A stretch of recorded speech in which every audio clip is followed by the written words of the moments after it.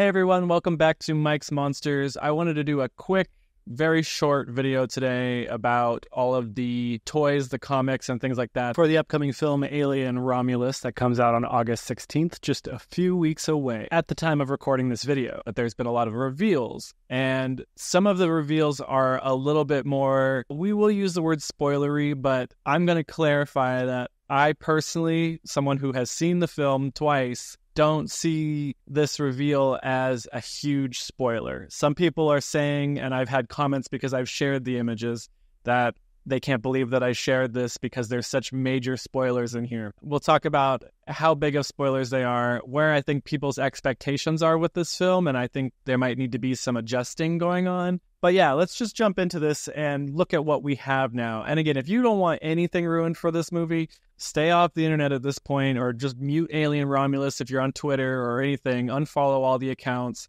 because there is going to be more and more stuff coming in the coming weeks, because it's getting to be that point of marketing and ramping up and all that kind of stuff. First off, let's talk about the new one-shot comic book that's coming from Marvel for Alien Romulus. It's going to be a prequel prelude with the events that happened just before the movie that our main cast stumble into. So there is a bunch that happens off screen that we will not see in the movie, but this comic book will tell us what happened. That leads into what our cast has found in the Renaissance Station. And as you can see here, we have two new covers for the Alien Romulus one-shot comic. This first cover here is done by Lionel Francis Yu, I believe is how you pronounce his name. And it's a very red cover with almost like blood streaks in the back. And to me, it actually, my initial thought was this looks just like the classic Shin Godzilla teaser posters that we got when that first came out. Completely different franchise, but this just triggered my memories for that. And then the next comic cover is done by Bjorn Barans, I believe. Barans? I could be wrong with these names here. And it's more of a painterly illustrated image of what looks like kind of the Scorched Alien, but also not. It's a little bit different. It's something. Let's read the Marvel's press release for these really quick. Following next month's theatrical release of Alien Romulus, the latest installment in the groundbreaking Alien franchise, Marvel Comics will proudly present an Alien Romulus comic one-shot in October that tackles one of the film's lingering mysteries. On sale in October, Alien Romulus #1 will be written by horror master Zach Thompson and drawn by rising star Daniel Picciotto. The upcoming film will take alien storytelling back to its roots with a thrilling saga of young space colonizers coming face-to-face with the most terrifying life form in the universe. Marvel's one-shot will take place prior to the events of the film, providing an illuminating backstory behind the film's main threat. Made in close partnership with director Fede Alvarez and frequent collaborator Rodo Sayugas, I'm not going to be good with these names, both whom wrote Alien Romulus. The comic is a must-have companion to one of the most highly anticipated films of the summer. Marvel Comics presents an all-new story revealing secrets of the film's legendary antagonists, and this issue shines a light on them all. The Alien franchise is responsible for my lifelong love of body horror, so needless to say, I'm ecstatic to be contributing to a small piece of the canon, Thompson said. Working with Fede Alvarez to craft a prequel to Alien Romulus was a genuine dream come true and a responsibility I don't take lightly. The result is a thrilling, terrifying story that slowly gestates into something wholly unpredictable. So as you can see here, it says it answers some questions that are lingering, and there is a point in the movie where we find out some things, and it's kind of told as this happened, but we don't get to see it. And this is going to show us that. I think the NECA figures that we're about to look at here in a little bit will give a little bit more light to that as well too. But first, let's take a look at the Hollywood Collectibles piece, which is a new image of the pulse rifle that is in the movie, the F-44A. It's a slightly different version of the pulse rifle we've seen in Aliens. But as you can see here, it looks nice. It's got some new features in the movie that I won't exactly say, but it's a pretty cool gun. I like it a lot, and we'll see a lot more of it coming in August. But now, let's jump into the NECA Toys Alien Romulus preview that we saw at SDCC. And again, if you don't want any spoilers, click out now, but you're going to probably see them by now, or you've already probably seen them or anything like that. But we will talk about what is seen here. We'll just start with the main one right off the bat. These photos are provided by Toy Arc, by the way, and they got some really nice high-quality up-close photos of all this stuff, which is great. We first off see a new photo of our Scorched Xenomorph, and we see the cracked, or the damaged dome, not cracked. I mean, it is cracked, but it's like a burnt. He's called scorched because he's burnt. Makes sense. But basically, we get a great look at him, and he's nice and lanky and skinny. He is a different design than we've seen before because he's slightly different. The xenomorph is slightly different in this movie for reasons, just like how the facehuggers have barbs on their fingers. They are basically a new version of the xenomorph we know and love, but it's an updated version. And along with that, there are some accessories spread out. We've got a picture of the pulse rifle, the chest burster, some face huggers as well. And it's kind of hard to see, but there are little teeny tiny barbs on those face huggers, but they're so tiny that it would be so hard to sculpt those into such a small little figure. We also see next to one of the Predator feral figures, there's a face hugger pod that they make the face huggers in. They're not eggs in this movie. But then this is the big one that everybody's like, why did they share this? This is a spoiler.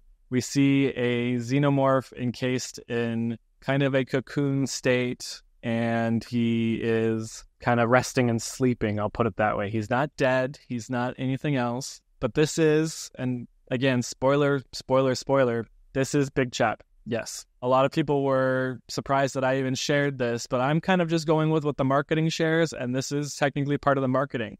People say this is a major spoiler. This is going to be a big reveal for the film.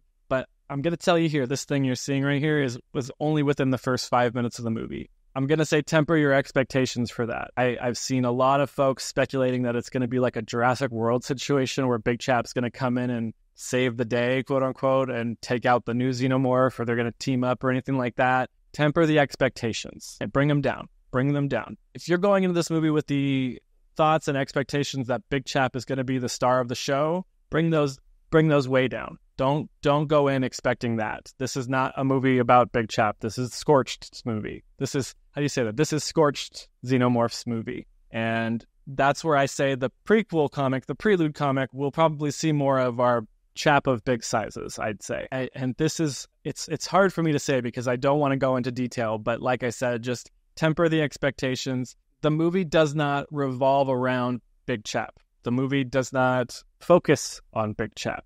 The movie isn't about Big Chap. We need to, I know people already have their expectations set because of the leaks and because of what people think, and some YouTubers are saying Big Chap is going to come and do a lot of stuff. Just pull those down a lot. Again, I've watched the movie twice. I can tell you in confidence that I want you to bring it down. Go in expecting to watch an alien movie that is just a full-on, it's an alien movie. It's not like Prometheus or Covenant where there's like an alien for 5 minutes and then it's like done. This is an alien movie, but it's not about him. It's not about Big Chap.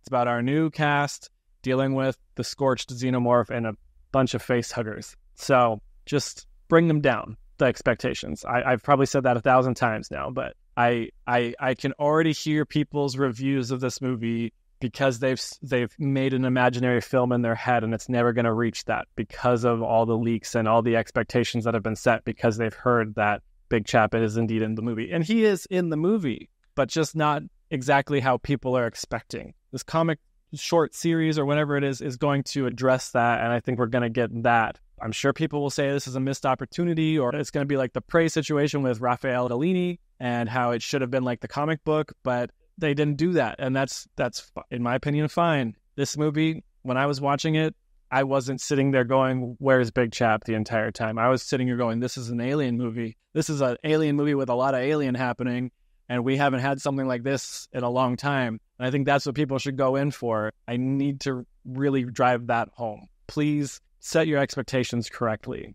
Be excited, though, because this is a movie worth being excited about, but there has just been a lot of weird speculation, and speculation is great, but there's just been a lot of misguided speculation or YouTubers pulling in on people's nostalgia strings and stuff like that to really get the views. I mean, you can say that I'm doing that right now too, but I've seen a lot of discussion because a lot of people have now, knowing that I've seen the movie, they have been hitting my DMs up and asking me questions and asking how Big Chap is and what characters survive and what happens this and that. I'm not answering any of those. I am saying, though, that Big Chap is in the movie. And it's weird to say that because I didn't expect them to show these things. But there is a reason why this figure says it's an accessory set. All these little pieces that we see here with it are not likely coming with the Scorched Xenomorph. They're coming with this big chap encased in a cocoon situation, and all those little pieces are just supplemental to that. There is a reason why we don't see a big chap figure out of the cocoon, and I'll let the movie show you that. Maybe down the road we will see something else, because there is more to him than this. There definitely is. It's something I'm a little nervous about when people actually get to see the movie, because I've just seen so much hype for somebody returning, and I think because of that, people might come out disappointed, but that's not what the movie is trying to say or what the movie is trying to do. It is a awesome addition to the film, but it's not his film. So I probably repeated myself there a lot, but we'll leave that at that. I think the NECA figures look awesome. They do not have a release date yet. They all say coming soon at the bottom still. So I'm not expecting a pre-order just yet. If it's anything like the Prey release for the NECA Feral Predator, that came out a year after Prey hit theaters. I saw it in theaters, so I forgot. Hit Hulu, and we didn't see it for a little. We didn't even see the pre-order for a while. So I'm expecting it would be nice if we got to have these figures in hand by the end of the year, but I'm expecting we're going to see these next year. I could be wrong on that. I don't know for a fact, but seeing this like this without any dates on it, it's just telling me that that's what we should expect. But that's the thing is the whole point of this video is set your expectations low so you don't come out disappointed. Just go in expecting to watch an Alien movie and you'll be happy, I think. We'll just look at some of the Predator stuff as well too. We got a little bit of a wider shot that shows the Feral Predator, the Bear Blood one, and then the new Comic-Con exclusive one, which is the camo reveal where he's kind of cloaking and decloaking. He's got the wolf decapitated head and its spine in his hand. It's an awesome figure. I don't need it. I have my Feral Predator on the shelf, the standard release, and I don't need more than that. In the background, people were like, what is that queen thing? Is that something from Romulus? No, that's actually just an older release from NECA. It's the Predator's throne. It's basically just a throne made out of a bunch of skulls, and the queen's head is in the back of it. It's something that came out many years ago, and they're doing a re-release of it now. So it's not Romulus related.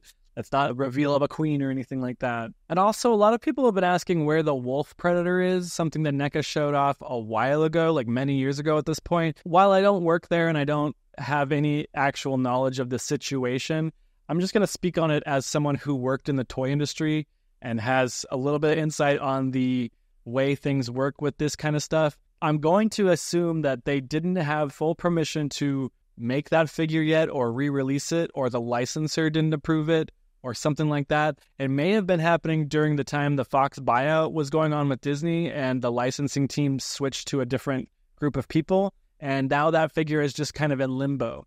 Sometimes Randy at NECA also would kind of jump ahead and give teases of things that he wasn't necessarily allowed to just yet.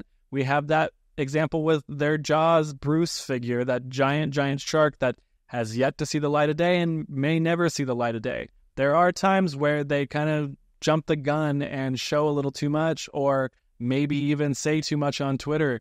I mean, Randy spoke a lot and very candidly and freely on Twitter, and that got him in trouble a couple of times with the licensors. They didn't necessarily like people getting the information like that. They wanted to have a special release or a press release or something like that. And Randy also got doxxed on Twitter because he gave out information that folks wanted, and then it turns out that's not how it went, and some of the angry fans just went a little too far. That is not okay.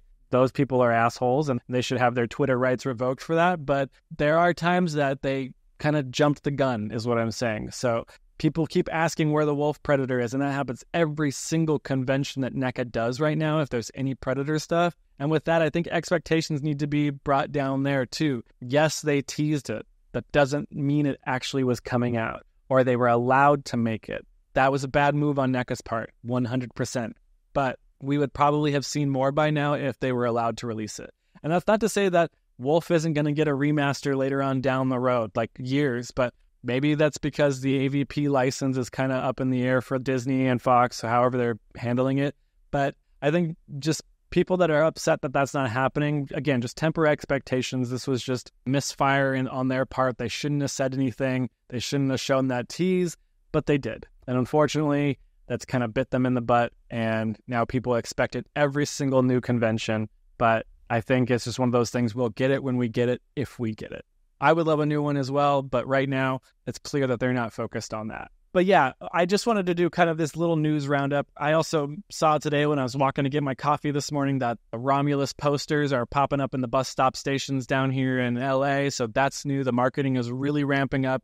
We have seen those awesome theater displays popping up all over the place with that beautiful statue of the Scorched Xenomorph. I need to go find one so I can take photos and videos of it. I just haven't had the time. And I don't have a car because it got stolen on Christmas. Thanks, thieves. So yeah, this is a little bit of a different video, not too crazy in my editing or setup or anything like that. I just wanted to address some things. I had a lot of angry comments coming at me like, how could you share this if you are so anti-spoiler? And you got me there. I'm definitely caught red-handed on that, but I also truly believe that this spoiler is very tiny spoiler. And you'll understand once you see the context of the film. This reveal, it's literally within the first few minutes of the movie. Like we've seen in the trailer, and I hinted at in one of my trailer breakdowns that we see a spaceship catch a floating asteroid or something, and I said that's not Big Chap. And while that isn't Big Chap is on the inside, and that's what we're seeing here.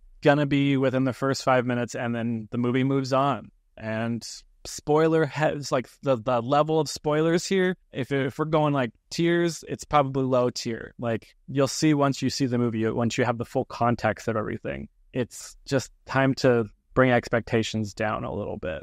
But don't let those expectations cloud what you're going to see in the movie and what the movie's trying to actually do.